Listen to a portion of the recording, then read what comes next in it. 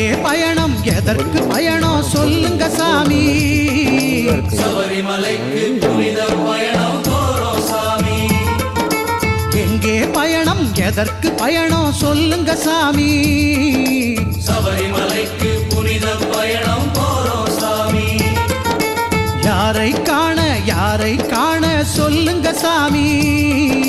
ஹரிஹர புத்திரன் ஐயனை